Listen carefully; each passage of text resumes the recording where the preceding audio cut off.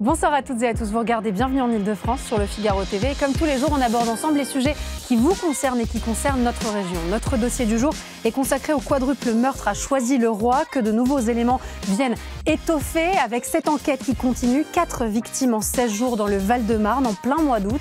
Le suspect, Monji H, a été mis en examen et placé en détention provisoire. C'était le 24 août, partisan d'un islam rigoriste. La piste de l'homophobie est pour le moment privilégiée. Et derrière, bien évidemment, cette question, l'Île-de-France abrite-t-elle un tueur en série? On va essayer de répondre à toutes ces questions et de vous donner des éléments pour qu'on comprenne mieux cette affaire qui a touché le Val-de-Marne. En culture, on redécouvre le texte de Balzac, Petite misère de la vie conjugale. Et on plonge dans l'intimité d'un couple, des couples, avec des fragments de ce qu'est la vie à deux. C'est au Théâtre de Poche et c'est absolument jubilatoire. On parle consommation, enfin, comme tous les mardis, avec UFC Que Choisir. Et on aborde cette semaine les fast-foods et le manque de transparence qui entoure la consommation de ces produits de restauration rapide.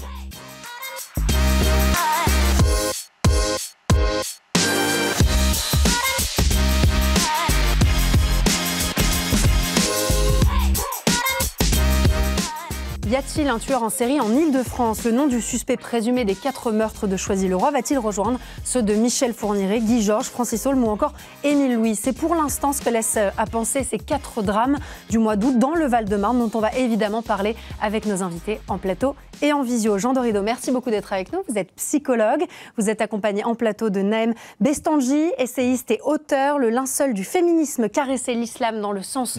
L'islamisme, pardon, dans le sens du voile aux éditions Céramis, ainsi que Rosen Morga. Merci beaucoup d'être avec nous. Rosen, vous êtes journaliste police-justice au Figaro et en visio avec nous, Philippe Cholou, expert en maintien de l'ordre. Rosen Morga, on va recommencer évidemment avec un petit point sur les événements, si vous le voulez bien. Quelle a été la temporalité des faits? Qu'est-ce qui s'est passé pendant ce mois d'août?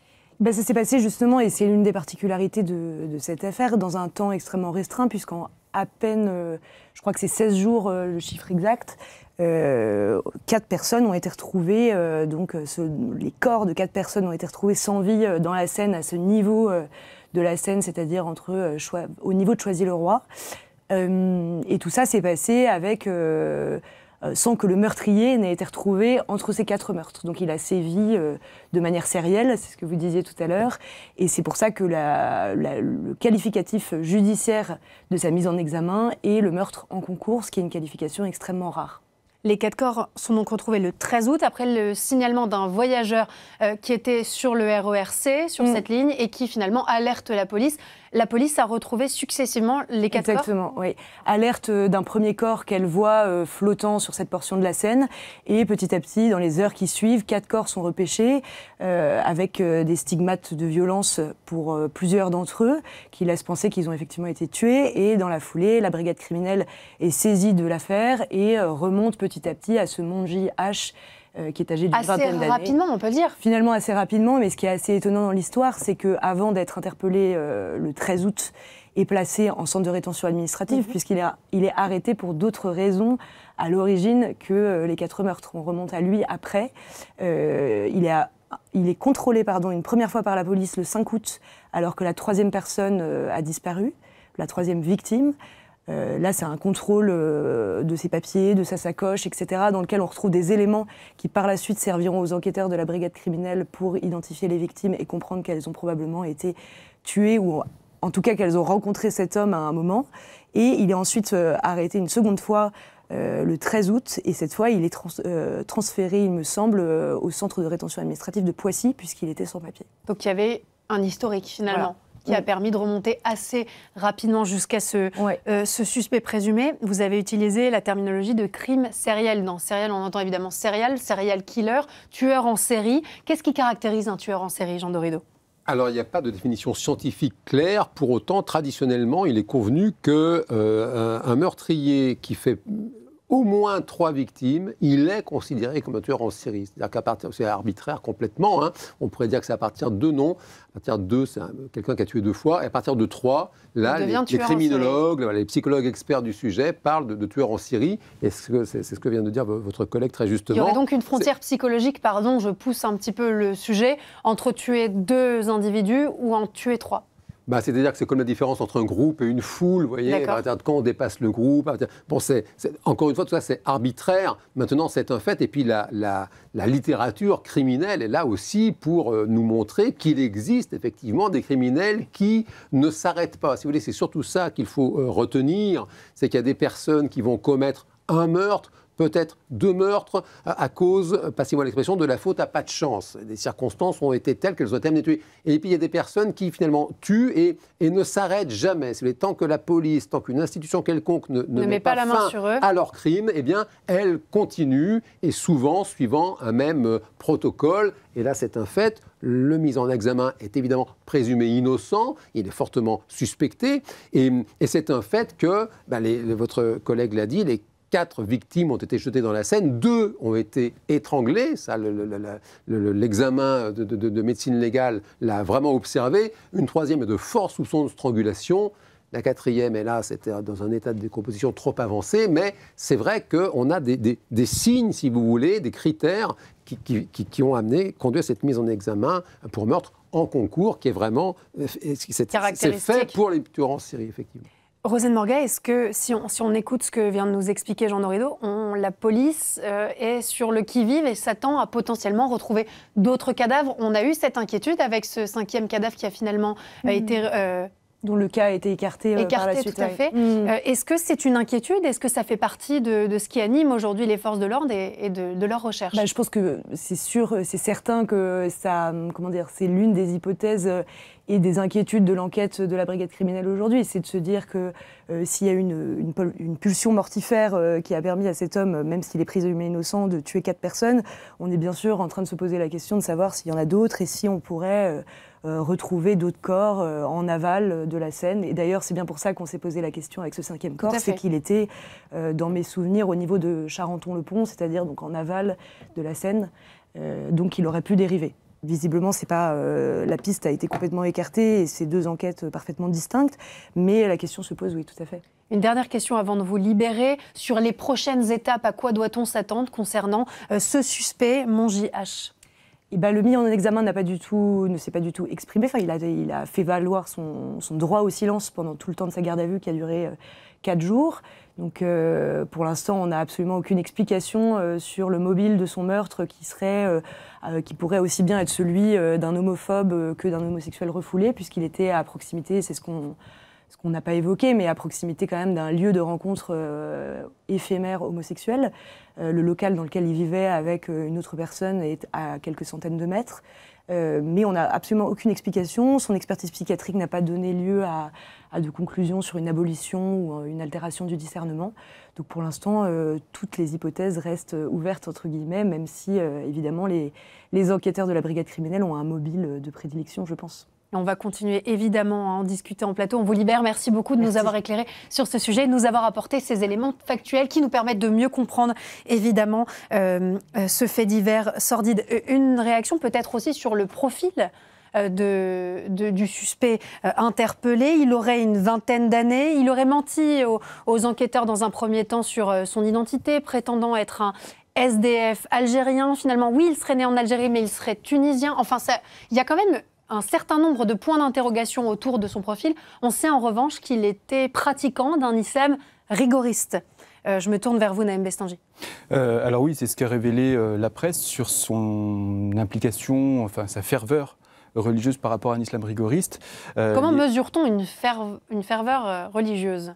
Par plusieurs éléments. D'abord, il y a la ferveur et puis il y a le radicalisme. Ce n'est pas forcément la même chose. On peut être un pieux pratiquant, aller à l'église, à la mosquée, à la synagogue, à chaque fois que c'est nécessaire, pratiquer tous les rites et pour autant être parfaitement citoyen et ne pas vouloir lutter contre la société au nom de ses convictions religieuses. Par contre, on bascule dans l'extrémisme quand on considère que sa religion, il faut la prendre au sens littéral, je prends l'exemple de l'islam puisque c'est ma spécialité, et qu'il faudrait l'appliquer tel qu'au 7e siècle. Ça, c'est le fondamentalisme. Et l'extrémisme, je dirais l'intégrisme, c'est de vouloir adapter ou convertir son entourage, voire le quartier ou la société entière, afin de pouvoir pratiquer son fondamentalisme sans limite. Et notamment par rapport à l'homosexualité, qui est le sujet ici, les intégristes musulmans considèrent que c'est un péché, ça c'est tous les musulmans, toutes les religions considèrent que l'homosexualité est un péché. Par contre, les extrémistes musulmans considèrent qu'il faut les tuer. Par contre, les extrémistes musulmans qui considèrent qu'il faut les tuer, il y a un cadre. C'est-à-dire qu'on ne peut faire ça que dans le cadre d'un État islamique, d'un califat, où il y aurait un procès plus ou moins rapide, et c'est le gouverneur ou le juge qui décide de la peine à attribuer. Ce n'est pas un musulman lambda qui peut décider lui tout seul de dire j'ai croisé un homosexuel, je vais le tuer. Même chez les plus radicaux des radicaux, ça ne fonctionne pas comme ça. Il y a ce cadre que vous nous précisez. Il y a ce cadre-là. Alors c'est une monstruosité, mais c'est une monstruosité qui est codifiée. Donc là, le motif religieux en tant que tel pour faire dire que c'est au nom de l'islam, c'est religieusement faux. Par contre, il peut s'être inspiré des et en avoir fait une réinterprétation. C'est ça, des hadiths, ce qu'on appelle les hadiths, parce que le Coran lui-même ne mentionne pas la peine de mort pour les homosexuels, mais il peut s'être inspiré de la tradition islamique la plus rigoriste pour se convaincre lui-même de passer à l'acte. Mais la religion elle seule ne peut pas expliquer ce passage à l'acte. Ça, c'est clair et net. On en a parlé brièvement, homosexualité refoulée, crimes homophobes. On a parlé aussi de ce contexte qui entoure en effet ces crimes. Est-ce que cette piste est probable pour le psychologue que vous êtes quand on regarde les différents éléments de cette enquête, quand on écoute ce que nous dit Naïm Bestanji sur la pratique aussi de l'islam de ce suspect présumé? Est-ce que c'est probable? Alors, la probabilité, c'est toujours difficile de l'estimer, de l'évaluer. Pour autant, elle semble tout à fait crédible en réalité, tout à fait envisageable, peut-être même pertinente pour différentes raisons. D'abord, l'homophobie, ça existe. L'homophobie, ça fait des morts dans le monde. Et en France, je veux dire, nous ne sommes pas exempts, nous ne sommes pas au-dessus des autres pays sur ce sujet, hélas. Il y a encore aujourd'hui des personnes qui meurent en France parce qu'elles sont agressées jusqu'à la mort de par leur orientation, pardon, j'en perds mon latin, sexuelle. Donc ça, c'est un fait qui est bien établi. Et votre collègue journaliste l'a dit tout à l'heure, c'est vrai que ce monsieur mis en examen, qui est suspect numéro 1 pour le moment, vivait dans un squat sur les bords de Marne, qui touche un lieu de rencontre homosexuel, comme ça existe depuis toujours, et on peut presque parler de tradition dans le milieu gay, de lieux de rencontre comme ça, de façon très, on pourrait dire oui, très hard. Il n'y a pas vraiment de préambule, si vous voulez. Bon, c'est comme ça. Donc c'est pas anodin. Ben, c'est un fait que oui, enfin en tout cas, on peut comprendre que les enquêteurs envisagent cette possibilité, toute considération religieuse mise à part, même si c'est vrai, monsieur a raison, c'est pas le monopole de l'islam. La plupart des religions, eh bien ma foi, sont très très sévères, pour ne pas dire plus, vis-à-vis de l'homosexualité, bien sûr. Oui, c'est vrai qu'on ne peut pas dire que la religion soit très inclusive, notamment sur ce sujet-là. Ce qu'on sait, notamment les informations dont on dispose, c'est que sa radicalité supposée est assez récente. Ce n'est pas quelqu'un qui baigne dans la radicalité depuis 10 ans, 15 ans, 20 ans. C'est assez récent. Et c'est pour ça que je dis que la religion elle-même ne peut pas totalement expliquer ce passage à l'acte. C'est-à-dire qu'il peut avoir en lui de l'homophobie ou être homosexuel refoulé. L'un n'empêche pas l'autre. L'un n'empêche pas l'autre, on ne peut pas le rappeler quand même. Vous avez raison de rappeler. Mais c'est vrai que la religion, ça peut-être pour ce jeune homme, a été une justification, un déclencheur. Mais pour l'instant, en tout cas, on ne peut pas dire que c'est son implication dans la religion musulmane qui a poussé cet homme. Donc parler de crimes religieux voilà. Est totalement faux. Pour l'instant, et incohérent en tout cas. Vu les infos qu'on a, ça ne peut pas être un crime religieux. Après, ça ne veut pas dire que ça n'a pas contribué à passer à l'acte. Mais on ne peut pas dire que c'est quelque chose de central, parce que si tous les homophobes de quelque religion que ce soit pouvaient ne serait-ce que la moitié d'entre eux passer à l'acte, il y aurait malheureusement des meurtres un peu tous les jours. On va donner la parole à Philippe Cholloux, je le rappelle, expert en maintien de l'ordre. Comment est-ce que vous analysez ces premiers éléments de l'enquête? Comment est-ce que vous percevez cette affaire qui risque de devenir une affaire d'un tueur en série finalement? Oui, alors bon, moi, cette affaire fait écho à une affaire sur laquelle j'étais directeur d'enquête côté français il y a une trentaine d'années, qui était l'affaire du dépenseur de Mons, puisque certaines pièces de cadavres avaient été retrouvées côté français sur la compagnie de Valenciennes que je commandais. Donc je suis intéressé très tôt et par obligation à ces histoires de tueurs en série, d'autant que dans le cas de Mons, on n'a jamais retrouvé l'auteur. Je crois que c'est extrêmement compliqué de savoir pourquoi les gens passent à l'acte et repassent à l'acte. C'est extrêmement compliqué. Alors il y a évidemment tous les phénomènes religieux, sociologiques, tout ce qu'on peut évidemment. Il y a aussi, je crois, quelque chose, moi, qui tout au long de ma carrière m'a frappé, c'est le choix du mal. Je crois qu'il y a des gens la majorité des gens, l'immense majorité des gens choisissent de faire le bien. Et parfois, certaines personnes choisissent, c'est un choix de conscience, de faire le mal, et c'est aussi quelque chose qui ne doit pas être totalement exclu de nos réflexions. Je voulais seulement mettre en exergue deux éléments. D'abord, l'importance, on parle toujours maintenant de la police technique et scientifique qui est beaucoup mise en avant. Et là, on voit dans cette affaire l'importance du travail de police, de recoupement des renseignements, du travail de police à l'ancienne, le contrôle fait par les forces de police sur le terrain. Tout ce travail qui est extrêmement important et qui, à mon avis, pas suffisamment mis en valeur et qui a permis de retrouver à tout le moins ce suspect dans des délais relativement courts. Voilà. Et puis la deuxième chose, et là je parle sous contrôle de votre expert en islamologie, et je n'ai pas ces connaissances, mais j'ai été, moi, simplement, c'est une note à l'attention des auditeurs, par ma carrière, j'ai été 2 ans inséré dans les forces de contre-insurrection afghanes, donc j'ai connu un islam, je dirais, tadjik, c'est-à-dire sunnite mais sous influence chiite. Et puis après, j'ai servi en humanitaire en Irak, côté Irak fédéral et kurde, et je me suis rendu compte qu'il y a des islams, c'est-à-dire qu'évidemment, il y a une foi musulmane, voilà, mais dans toutes ces questions qui touchent à l'homosexualité, à un certain nombre de choses, il y a quand même l'aspect culturel, et on ne peut pas parler de l'islam en tant que tel sur tous ces rapports. Il y a certes la foi, le dogme, mais après, il y a je dirais, des manières de vivre l'islam qui sont extrêmement différentes. Après, j'ai pas la connaissance de votre expert, bien évidemment. Et on va évidemment lui donner la parole. J'aimerais juste vous faire réagir, Jean Doredo, sur faire le bien, faire le mal. J'imagine qu'en tant que psychologue, ce sont des sujets qui vous intéressent, qui vous passionnent. Faire ce choix, finalement, du mal, c'est le propre d'un tueur en série, c'est le propre d'un criminel. Alors le concept de bien et de mal, hein, c'est quand même, surtout en psychologie, c'est quand même très très délicat, les frontières sont très ténues. En psychologie, on s'intéresse, monsieur vient de l'exprimer en parlant des différentes formes d'islam, en l'occurrence, qui existent, on s'intéresse en psychologie, il y a la paire de lunettes que porte l'individu. L'observateur.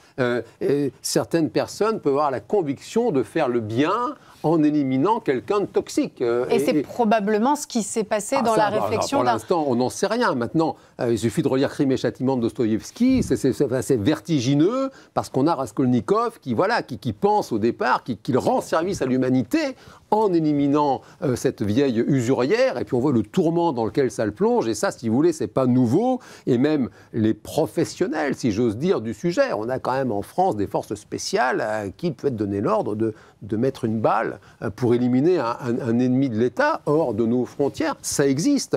Et ce sont des personnes incroyablement respectables, me semble-t-il, c'est mon avis personnel, et en même temps, elles sont payées pour tuer, et pas par nos impôts, par l'État. Et on peut imaginer les tourments psychologiques dans lesquels ça peut plonger ces personnes. Et il y a une époque pas si lointaine où on coupait des têtes en France, c'était la peine de mort, tout le monde était d'accord collectivement, c'est pas si vieux que ça, c'est 81 l'abolition par Robert Badinter, et on peut imaginer le bourreau qui était payé là aussi par la collectivité pour couper des têtes. Donc, si vous voulez, le bien, le mal, là, c'est une notion compliquée. Oui, c'est aller très vite en besogne que de se dire qu'une personne fait le choix, en plus, de faire le mal. Sûrement, ça existe, peut-être pour des raisons aussi spirituelles très, très noires. Maintenant, voilà, c'est vraiment... c'est un cas très, très particulier dans l'infinité de la psyché humaine. Nembe Standje, on a bien compris qu'il y avait des subtilités importantes quant à la pratique de l'islam, que ça pouvait expliquer ou non certaines choses concernant et cette enquête et le mobile du suspect présumé. Est-ce que finalement on doit s'attendre à ce que ça soit requalifié, ces meurtres? Est-ce qu'on pourra parler un jour de meurtre à caractère terroriste? C'est pas du tout ce qui a été privilégié par le parquet. Pour l'instant, même la qualification de crime religieux est en discussion En tout cas, c'est pas très clair finalement. Ça a l'air d'être compliqué à qualifier. C'est pour ça que je vais prendre quelques instants pour expliquer. D'abord, le Coran lui-même ne parle pas de tuer les homosexuels, ni même de les punir. Il parle de Sodome et Gomorrhe, et que Dieu aurait puni le peuple de Lot en leur jetant des pierres, donc la lapidation. Mais c'était uniquement ce peuple-là. Donc il n'y a pas de généralisation. Il n'y a pas de généralisation. Par contre, c'est après, avec la tradition islamique, ce qu'on appelle les hadiths, c'est-à-dire les actes et les propos du prophète rapportés par une chaîne de transmission, où là, il y a ce qu'on appelle des hadiths, certains disent qu'ils sont véridiques, d'autres qui ne sont pas très sûrs, où il est spécifié que les homosexuels, il faut les tuer. Et c'est clairement écrit. Mais ce sont des hadiths, ce n'est pas le Coran lui-même, et certains remettent en question la véracité de ces hadiths. Ce qui veut dire que dans les différents courants islamiques, les plus progressistes, les plus disent qu'il ne faut pas tenir compte de ça, parce que de toute façon, ce n'est pas fiable. Alors que vous avez les plus rigoristes qui disent si, on en tient compte parce que ça fait partie de la tradition islamique. Et ensuite, vous avez aussi dans les différentes régions du monde, où là, ils décident de mettre en application ça ou pas. Il faut savoir que les pays musulmans n'appliquent pas la parole du Coran. Ils en appliquent une partie. Le reste des lois, ce sont des lois humaines, notamment inspirées des droits humains, etc. Donc il n'y a aucun pays musulman au monde qui applique pleinement la charia. L'État islamique a essayé de le faire, l'Afghanistan essaye de s'en rapprocher, même l'Arabie saoudite en est assez éloignée. Et enfin, au-delà de ça, quand vous avez des attentats qui sont commis en France, par exemple, je prends Charlie Hebdo, là, sur le plan religieux, à l'interprétation littérale faite notamment par les salafistes, c'est religieusement légal. Parce qu'il y a un État islamique qui existe, et cet État peut dire qu'on porte la guerre sainte à l'extérieur, et tous ceux qui portent atteinte à l'islam par des propos, des dessins, des caricatures, nous sommes en droit de les tuer si il y a la validation d'Al-Qaïda ou surtout plutôt de l'État islamique. En revanche, pour l'homosexuel en tant que tel, il n'est pas à tenir un discours. D'ailleurs, ils le font de façon cachée pour les victimes de ce monsieur présumé en tout cas. Ils ne sont pas là en manifestant ou en faisant une sorte de propagande, de moquerie contre la religion musulmane. Ce sont des actes individuels. Ce sont des actes individuels. Et c'est pour ça que là, même l'État islamique ne peut pas dire vous allez tuer des homosexuels parce qu'ils sont des homosexuels. Donc c'est pour ça que l'initiative de ce jeune homme, c'est une initiative individuelle. Je ne pense pas qu'il y aura une reconnaissance ou une appropriation. Souvent, Daesh se réapproprie un acte isolé. Ce n'est pas le cas pour le moment. C'est pas le cas pour le moment, et je ne pense pas que ce le sera, parce qu'il n'y a pas de motif pour ça religieusement parlant. Et puis, pardon de le rappeler, nous ne sommes là pour le moment que sur des hypothèses. Ce monsieur, votre collègue journaliste l'a dit tout à l'heure, a gardé le silence pendant 96 heures, ce qui est déjà exceptionnel, parce que c'est vraiment dans le cadre de la mise en examen pour crime en concours que la garde à vue peut être prolongée et durer 96 heures, 4 jours, et pendant 96 heures, il n'a pas lâché un mot, ce qui quand même psychologiquement... Ça dit quelque chose du profil psychologique. Ah oui, il aurait pu dire comme certains l'avaient fait, Allahu Akbar, par exemple. Cette fameuse phrase qui aujourd'hui est identifiée comme terroriste, mais à la base c'est vraiment une expression spirituelle. Et qui permet une affiliation, Dieu est grand. Et voilà, Dieu est grand, et c'est ce que dit tout musulman au début de sa prière, donc c'est pas quelque chose de violent à la base, mais les terroristes se le réapproprient pour s'encourager à la fois et aussi le justifier. Et là, il n'y a eu aucun propos religieux de sa part. J'aimerais qu'on s'intéresse aussi au cadre de ces meurtres. Choisy-le-Roi, c'est une île populaire où se côtoient 25 nationalités, taux de pauvreté 23% pour une moyenne nationale de 15%, 14 sans domicile fixe dans la commune, 25 agents de police pour 47 000 habitants. Est-ce qu'on peut considérer, Philippe Cholloux, que certains territoires, pour certains considérés comme oubliés de la République, en tout cas laissés pour compte, sont finalement plus propices à être des cadres pour des meurtres comme ceux dont on parle aujourd'hui dans l'émission? Là, je crois que des tueurs en série, il peut y en avoir effectivement partout. Ça, c'est pas exclu. En revanche, il est certain que les phénomènes, si vous voulez, de multiculturalisme, de concentration de la pauvreté sont des phénomènes qui concourent à une ambiance générale de montée des tensions. Alors, si vous avez quelqu'un qui a une psychologie, là encore, je parle sous le contrôle de votre expert, mais plus faible, évidemment, c'est des milieux dans lesquels il peut y avoir beaucoup plus de tensions, beaucoup plus de différences, beaucoup plus de tensions, beaucoup plus d'écarts de vie, beaucoup plus d'écarts de mode de vie, beaucoup de ressentiments aussi. réelles ou fondées sur des choses réelles ou supposées. Donc c'est des zones qui sont beaucoup plus difficiles à maîtriser en travail de police. Et puis pour le policier de proximité, et puis même pour le pégiste, hein, voilà, c'est des milieux beaucoup plus difficiles à appréhender que si vous êtes au milieu de la Bretagne ou de la Creuse, avec des populations homogènes, des niveaux de vie homogènes et des tensions qui sont moindres. Donc effectivement, je crois que c'est des zones en termes de travail de police, de maintien de l'ordre, de recherche du renseignement qui sont beaucoup plus complexes. Pour aller dans votre sens, Philippe Choloux, la police municipale expliquait qu'elle ne se rendait pas sur le lieu du squat et sur le territoire finalement sur lequel se sont probablement produits ces meurtres, puisqu'il n'y avait pas nécessairement de raison de s'y rendre, et puis parce que ça fait partie des territoires qui ne sont pas faciles à contrôler et auxquels on ne peut pas forcément... Alors, ça, c'est pas forcément... Justement, il est très important d'aller dans les zones où il ne se passe rien. Pour faire du renseignement dans ce qu'on appelle les écarts en termes policiers ou gendarmiques, c'est-à-dire aller sur les écarts, aller dans les zones qui se passe rien. Il faut se méfier des zones où finalement des zones d'ombre. On n'a pas de. Donc il faut aller chercher le renseignement, mais il est évident qu'à 25 pour une population très grande, c'est très compliqué. Et puis il y a un phénomène de sécurité, il faut pouvoir y aller. Parce qu'autant en zone rurale ou en zone, je dirais, relativement homogène, c'est simple d'aller faire de la police un peu partout. Je vois ici, moi j'habite en Loire-Atlantique, la police municipale n'est pas armée, elle se rend partout, il n'y a aucun problème.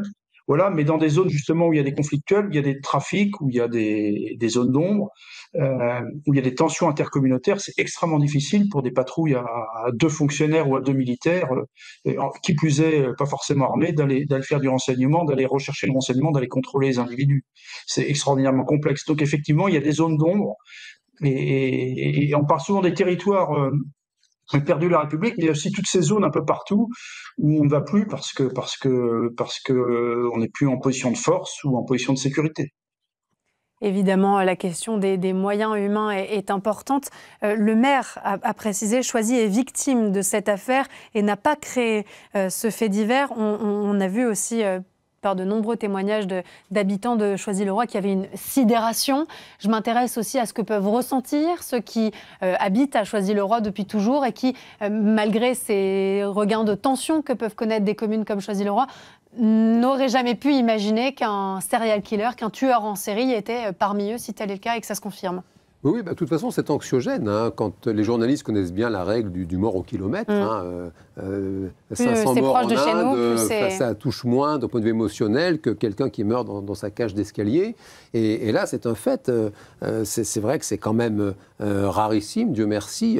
4 personnes retrouvées comme ça consécutivement dans la Seine. Et pour l'instant, les enquêteurs vraiment envisagent sérieusement que ce soit le fruit d'un même meurtrier. 4 meurtres de suite, c'est très impressionnant. Et puis, c'est une réalité.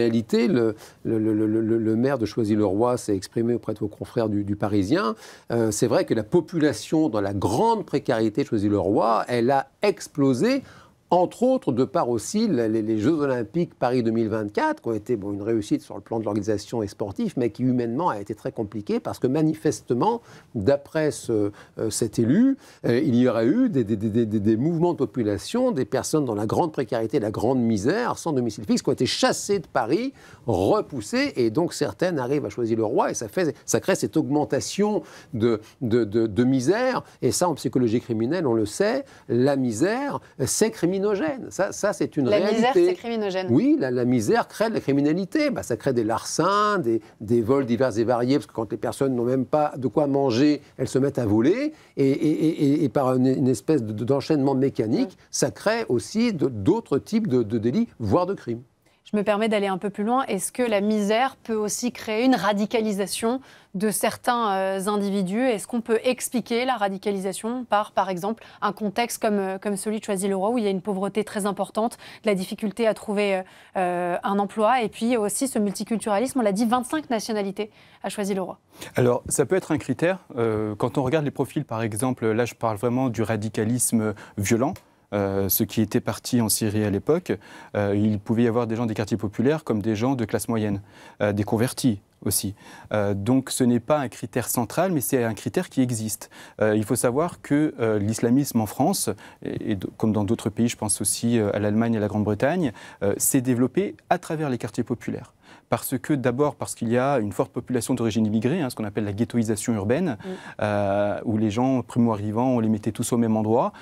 Et aussi, il y a des difficultés économiques. Il y avait aussi, et il y a toujours, des discriminations en raison de l'origine ou de la couleur de peau.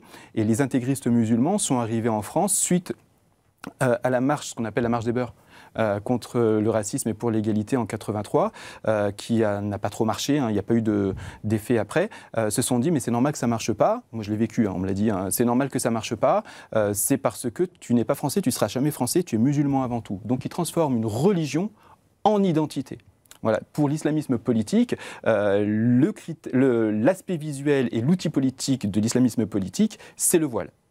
Pour les djihadistes, pour ceux qui prônent plutôt un islam violent, ce sont les armes, c'est les armes blanches ou les armes à feu, parce qu'ils considèrent qu'ils sont dans leurs droits et que la France et l'Europe en général, vu qu'il y a une forte population musulmane, est une maison musulmane, une terre musulmane à conquérir. Et ça passe par les quartiers populaires où là, effectivement, il y a des paires de repères à la fois économiques, mais aussi identitaires. Donc c'est un le fait que la France ne nous aime pas, c'est Pardon pour cette simplification, mais c'est un terreau propice. Oui, bien sûr, c'est un terreau propice pour l'embrigadement religieux. Je prends un dernier exemple. Dans les quartiers populaires, il y a notamment le soutien scolaire qui a un peu déserté. Les cours d'arabe, moi, j'ai grandi en quartier populaire et les cours d'arabe étaient dispensés par les maisons des jeunes et de la culture. Au fur et à mesure, ça a été transmis aux mosquées. Et donc, les religieux, à travers l'apprentissage de l'arabe, font l'apprentissage du Coran et souvent, ce sont faits par des salafistes ou des frères musulmans. On pourrait parler de ce sujet pendant des heures et je pense que le mieux est d'en reparler quand on aura de nouveaux éléments évidemment sur cette affaire et sur ce meurtrier présumé, ce tueur en série potentiel. Merci beaucoup en tout cas de nous avoir aidés à y voir plus clair. Merci pour vos deux excellentes interventions en plateau. Merci également à Philippe Cholot avec nous en visio et je vous propose qu'on passe maintenant à l'entretien culture.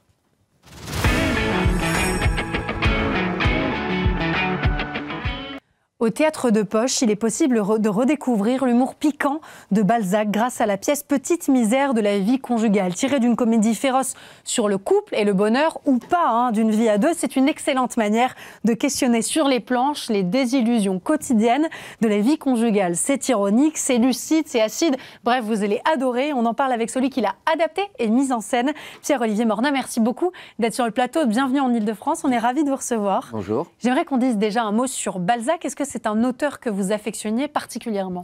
J'adore Balzac depuis toujours et puis je l'ai appris à l'école où il y avait ce côté un peu... On y a tous eu droit. On y a tous eu droit et puis il y avait ce côté un peu rébarbatif, des longues descriptions, des longs récits qu'il a pu faire et je l'adorais comme ça. Puis un jour je suis tombé sur Petite misère de la vie conjugale. Oui, parce qu'on connaît plutôt la comédie humaine. La comédie humaine, et ça fait partie de cette grande œuvre qu'il a écrite, mais c'est autre chose. Il a écrit d'abord La physiologie du mariage, qui est une sorte de traité sur le mariage, et très technique, drôle, mais pas que. Il y a des chapitres qui sont plus durs, où il donne des conseils aux mariés, par exemple, où il dit ne commencez pas le mariage par un viol. Donc à l'époque, déjà, il avait cette approche. Là, c'est léger, grave, drôle.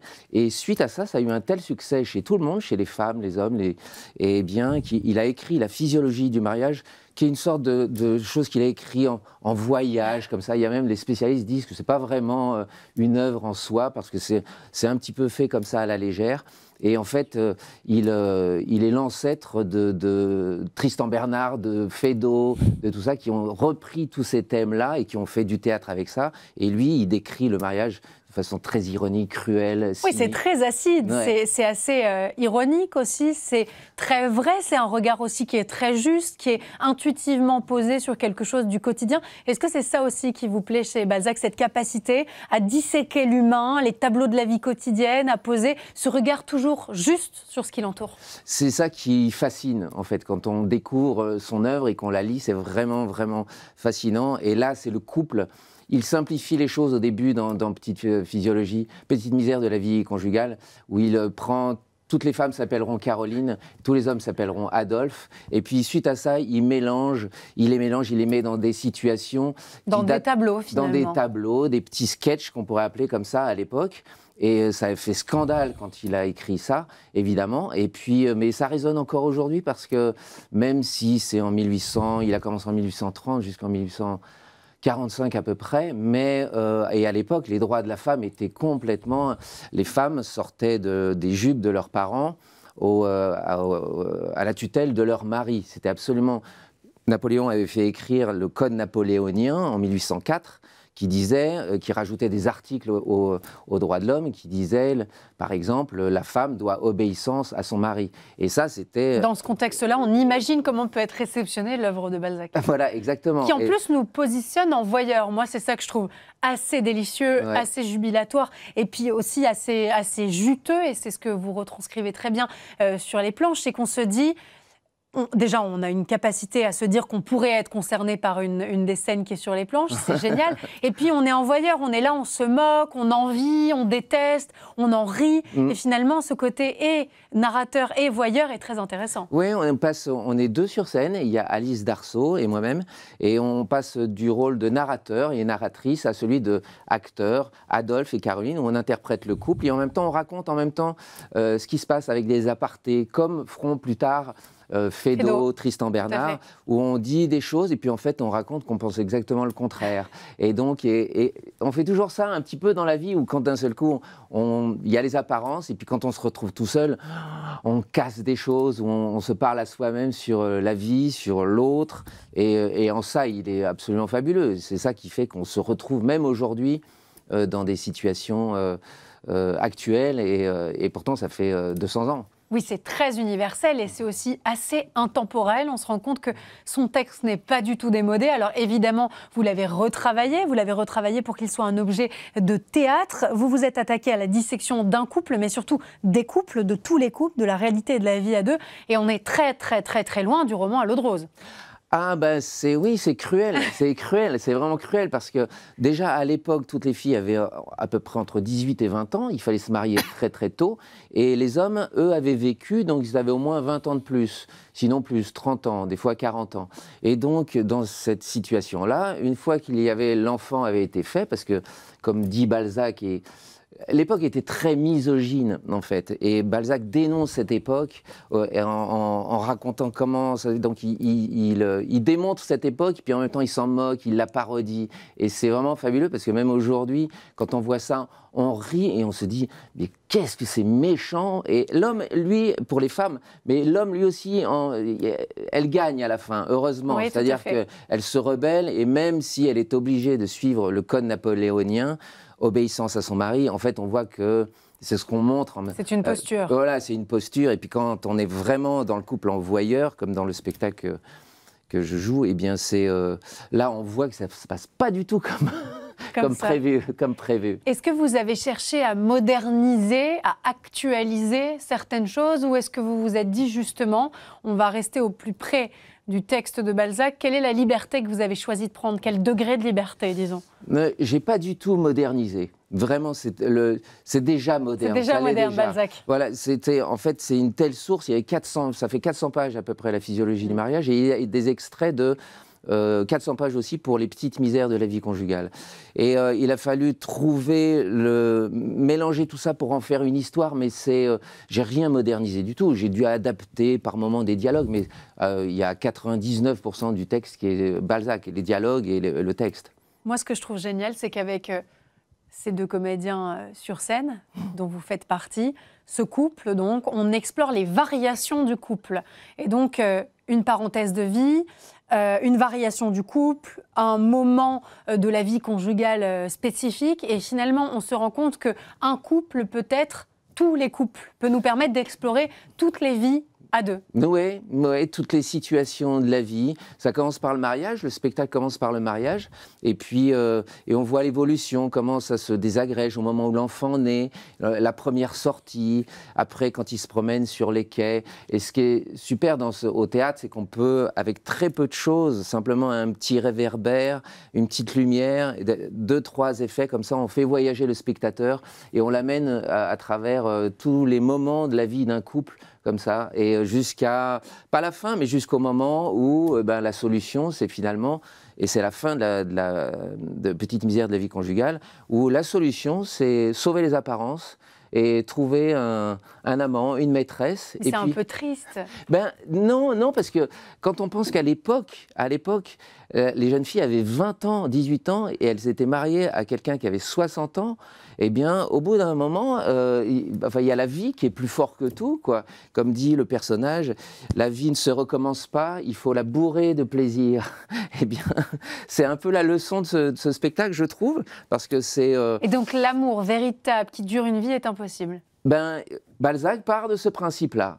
C'est pas un principe, mais il dit est-ce que c'est possible? Il pose les questions. Il questionne. Et puis il déroule le fil. Il déroule, et puis à la fin, il laisse le bonheur en mariage est-il possible? Et puis chacun partira avec ses idées, mais lui donne plusieurs solutions. Et puis il y a plein de conseils très intéressants. Hein, pour, Et j'imagine que nombreux sont ceux parmi les spectateurs qui se reconnaissent dans des situations, qui en rient, pour certains en rient jaune, et ça nous fait réfléchir aussi sur le couple. J'imagine que ça vous a fait réfléchir. Oui, énormément, en l'adaptant, en le mettant en scène, en étant sur les planches. Oui, ça fait réfléchir, et puis c'est jouissif de partager cette parole, quand même, qui date de 200 ans, et quand on lit ça, on se reconnaît vraiment dans toutes les situations, et moi j'ai adoré ça, ça a été... un plaisir d'essayer de faire un spectacle d'1h30, d'1h20. À partir de 2 fois 400 pages. 2 fois 800 pages, qui étaient des mines de plaisir, de rire et puis de gravité.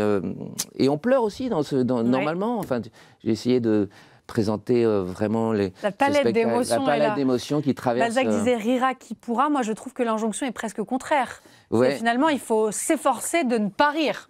Je sais pas. Parce qu'il y a beaucoup de situations quand même qui sont là pour nous amuser. Oui, mais on dénonce les choses avec le sourire, avec le rire, et c'est ça qui fait que ça passe. Et en même temps, sinon ça passerait moins bien. Waouh, j'ai rigolé de quelque chose, et ça fait réfléchir. Et quand on sort, en ce moment, enfin, les spectateurs souvent nous attendent et ils nous posent des questions. Ils posent des questions, ils disent vous dites des choses d'une manière tellement sympathique, avec le sourire, et on rit, et puis en même temps on réfléchit. Et après, on se dit c'est horrible. Et on se dit, c'est pas qu'horrible, mais on s'est dit, mais quand même, et ça pose plein de questions. C'est très intéressant, j'adore. C'est un miracle que j'ai pu faire ça, et qu'il y ait cette réponse-là du public en ce moment. Le public qui est absolument ravi de découvrir Balzac sur les planches. Vous avez voulu protéger la langue et le style de Balzac, une langue très incisive, avec la mise en scène également, vous en avez dit un mot tout de suite, elle est très épurée, elle est très dynamique, le sujet vit et s'anime devant nous. Vous avez cherché à travers de dialogues aussi qui sont au cordeau, qui sont ciselés, à nous emmener dans cet univers-là. Est-ce que pour vous, le pari est réussi ? Écoutez, je crois, en tout cas, je suis fier du résultat, de ce qu'on a fait, du travail que j'ai fait avec Alice Darceau, ma comédienne, assez fier, mais je ne le dirais pas parce que si ça ne l'était pas, si c'était pas le cas, mais parce que je trouve qu'il y a quelque chose qui s'est imposé de soi, c'est que vraiment la mécanique théâtrale qui va naître 40 ans plus tard avec Tristan Bernard et un peu plus tard avec Feydeau, eh bien, elle s'impose sur le rythme d'un couple qui vit sa vie. C'est une mécanique théâtrale. La dernière phrase du spectacle, c'est « Le mariage, n'est-ce pas la comédie des comédies ?» Et c'est vraiment ça, c'est-à-dire que des fois on rit pas tout le temps dans une comédie, on passe de drame, c'est tragique. Mais hier, on nous disait en plateau, une comédie n'est bonne que si elle a été conçue avant comme un drame. Voilà. Pour qu'il y ait de la comédie, il faut qu'il y ait du drame. Il faut qu'il y ait un fond par de la tragédie. Vous êtes d'accord avec ça? Oui, tout à fait, mais bien sûr. Ça doit être quelqu'un comme Feydeau ou Tristan Bernard ou Guitry ou des gens comme ça qui ont dû dire ça. C'est possible. C'était pas tout à fait le cas en plateau hier, mais on leur souhaite d'en avoir la carrière. Pour les célibataires, c'est merveilleux. Ils se disent ouf. Et Dieu merci. Pourquoi?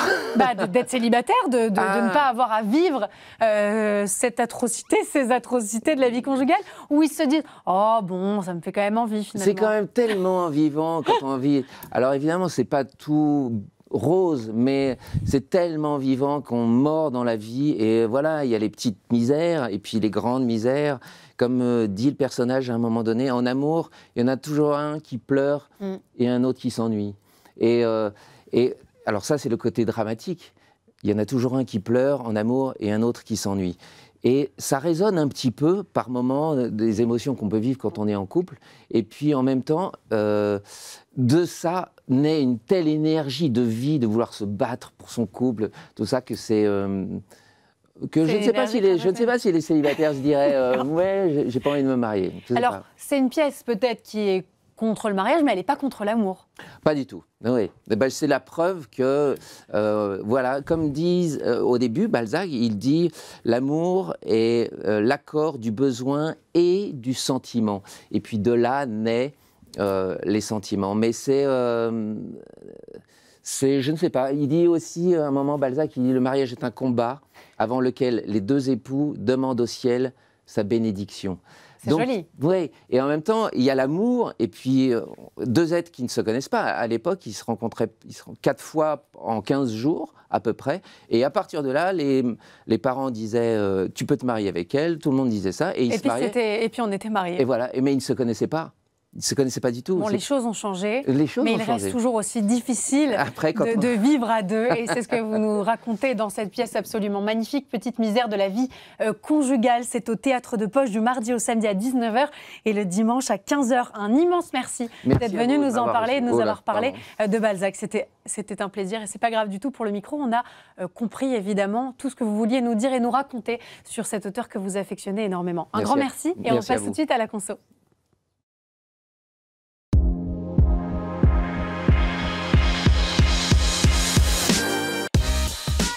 Savez-vous ce qu'il y a dans les fast-foods que vous consommez? Eh bien, en général, vous en ignorez une bonne partie. Les grandes enseignes de restauration rapide manquent de transparence et seulement 2 d'entre elles jouent le jeu du Nutri-Score. On va faire le point sur le sujet avec UFC Que Choisir.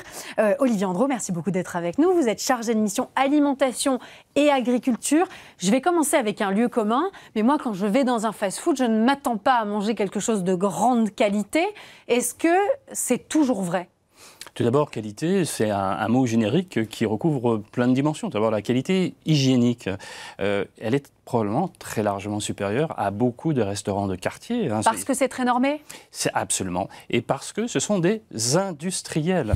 Donc ça veut dire qu'ils ont les moyens pour avoir des équipes de bactériologistes, d'hygiénistes qui vont mettre en place des process très normés. Alors après, bien sûr, il y a la qualité gustative, la qualité organoleptique, la qualité nutritionnelle, et là, pour le coup, c'est là où ça se complique. Ça se complique. Déjà, du point de vue nutritionnel, eh bien, il faut savoir que c'est important, il y a une certaine responsabilité de la part de ces grandes chaînes de restauration rapide, puisqu'ils assurent un repas sur 2 pris hors foyer. Et c'est encore plus chez les jeunes. Et quand on sait, par exemple, que 30% des burgers de chez McDonald's ou autres composantes principales, hormis salade, bien sûr, sont de Nutri-Score D. On va les citer, KFC, Burger King ou Quick, voilà. Pardon. Et bien, là, donc, il y a une responsabilité. Et ça dépend des marques. Par exemple, chez KFC, eh bien, on va avoir 70% des burgers ou des composantes principales des menus qui sont de Nutri-Score D. Donc déjà, toutes les enseignes ne sont pas situées au même niveau en termes de qualité nutritionnelle. Alors moi, je me souviens de campagnes assez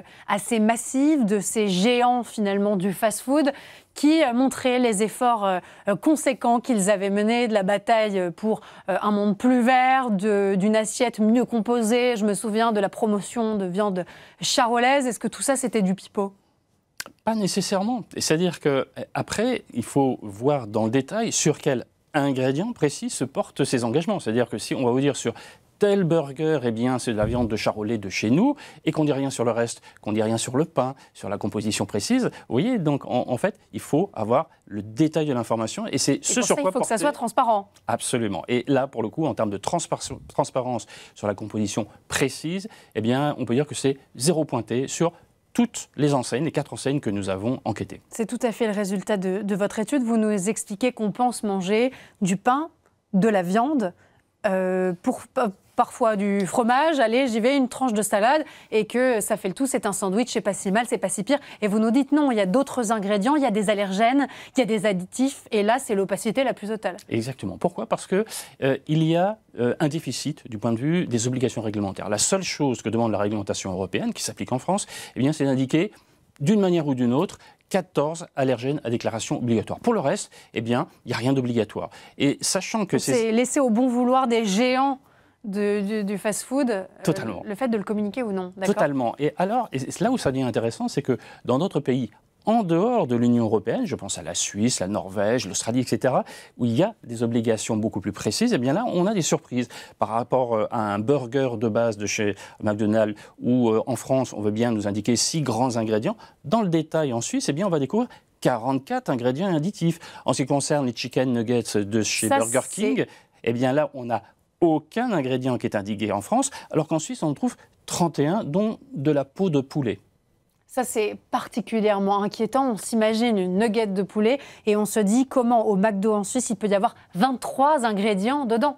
Eh bien, tout simplement parce que ce sont des industriels qui utilisent donc des ingrédients industriels. Transformés ? Absolument, des produits transformés, des additifs, des ingrédients plus ou moins intéressants.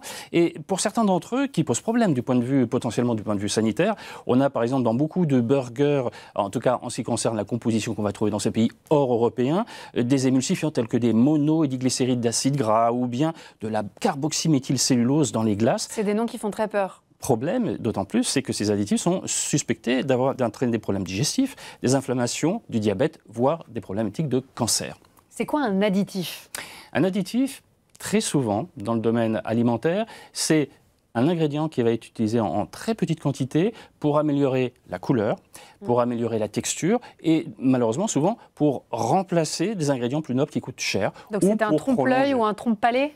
Un petit peu, effectivement. Donc c'est pour ça que nous militons pour une transparence totale, pour l'indication des ingrédients, mais aussi pour l'indication de la qualité nutritionnelle dont on n'a pas encore parlé dans le détail. Avec le Nutri-Score, la question du Nutri-Score qui est très importante. Chez Quick et Burger King, aucune information sur le sujet. Ils ont fait le choix de tableaux d'analyse nutritionnelle qui sont parfaitement illisibles. Le commun des mortels ne peut rien y comprendre et c'est bien normal. J'ai jeté un œil tout à l'heure, c'est incompréhensible. Le but, c'est de ne pas jouer le jeu de la transparence. Il est affiché. C'est comme ça que nous l'interprétons, en tout cas. D'autant plus que certains acteurs, et là pour le coup on va donner des bons points, tels que McDonald's et KFC, sont parfaitement en capacité d'utiliser le Nutri-Score et d'informer les consommateurs. On peut par exemple citer McDonald's qui va donner un filtre Nutri-Score qui permet de n'afficher sur les bornes de commande que les burgers de Nutri-Score B, par exemple, ce qui est intéressant. Pour autant, la transparence a des limites puisqu'on n'arrive pas à avoir pour le moment chez ces deux enseignes le Nutri-Score au menu général qui nous permettrait en un clin d'œil de connaître la qualité nutritionnelle de ces produits. Donc il faut faire la démarche, disons. Absolument, il faut rentrer dans chaque produit. Là, on va découvrir par exemple le burger et le Nutri-Score D ou E, c'est-à-dire pas très bien noté, ressortir et consulter les uns après les autres. Vous voyez bien que c'est pas encore très fluide. Ça demande une certaine conscience de la part des consommateurs et une envie en effet derrière aussi d'aller chercher cette information. On imagine qu'elle est rarement cherché par défaut. Dans votre classement, le moins mauvais élève, c'est McDonald's. Effectivement, parce que autant sur le Nutri-Score qu'il utilise, avec un petit bémol, il utilise encore l'ancienne version du Nutri-Score qui est moins sévère. C'est un peu dommage. Mais quand même, il faut quand même remarquer qu'il utilise bel et bien le Nutri-Score, c'est déjà très bien.